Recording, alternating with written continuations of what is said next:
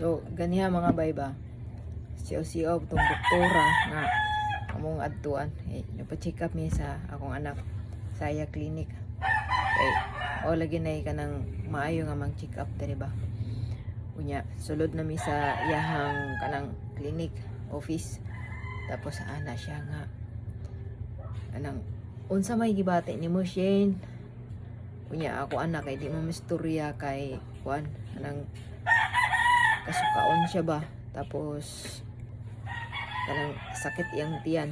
So ako ini istorya anak ko nga gahapon manggudok kanang sa buntag hilantan siya. Tapos pagkaudto kanang nisuka siya tapos gabi nagdiarrhea. Tapos ana siya nga unsa man day gikaon nimo gahapon Shane? Ana po ko nga gahapon sa buntag do kay bago minisimba kanang kuan kanang champion chuko. Ay ana on doktor ang gikaon niya ba kanang gikaon ana ko nga kuan do kanong katong murag pandesal bitaw nga tinapay dok. Asya unsay may ngalan atong tinapay ko nga basta mara siyang pandesal. Ingon mara siyang pandesal. Tapos kuan ana siya nga so sa ato pa siya na kuan ka kanang naimpatso ka kay nag suka kuan man ka libang man ka o motong anak ko nga unsa may hinungdan anang kuan do kanang naimpatso ana siya nga kanang pagkaon daw nakakaon daw nga pagkaon nga wala natarong og luto or wala kayo maluto. So mo na iyang ingon. Tapos mo to ana siya alisin tan-awon na to imong tiyan. Ay tanaw niya tapos yung gipik-pik ba ana doktor butod-butod gyud Shen. So naagyoy na si mong tiyan nga wala nagustuhi.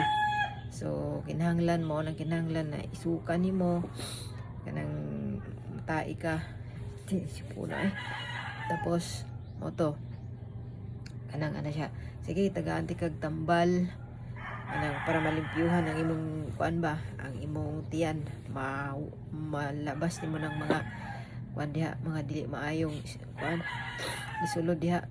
So mo to iristahan mig tambal kay kuan man naghulat yun mi dito kuan guys kanang upat ka oras na mong hulat dito kay dili man tanan ko siya pa-check up kay ganihang buntag wala na siya gilantan.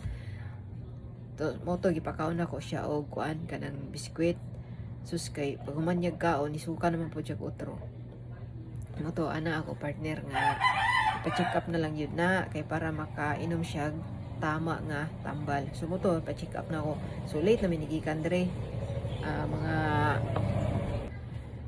mga 10 o'clock namin nakagikan dire kay kung na kuan pa talaga yun na ipa-check up ko so gikan mi dire mga alas 7 no kay alas 8 man ang open dito so kinanglan masayo mi gikan so kaning kuan lagi anak ko na dili na lang kay wala siya gihilantan so kining suka man siya tapos ni tae siya gotro so check up so ang nabayad din mo dito pa check up mga bay kay 400.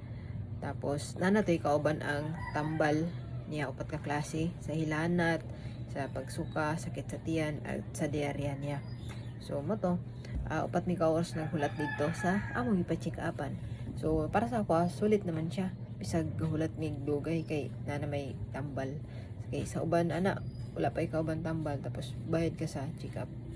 So kinahanglan sa next time sit up yun na bay nga sa iyo tamo adto kung magpa-check up kay daghan kay tao pag adto na mo daghan kay paas na kay pila kuno parang pinakahuli na may kay half day raman sila so bilang lang yung mga kuan kung asa ra sila taman so kami nakapalista mi tapos marag na tulo ni sunod na mo cut off na dayon so di ba kay tama na sila alas 12 sa next time sayuhan na to mga bay.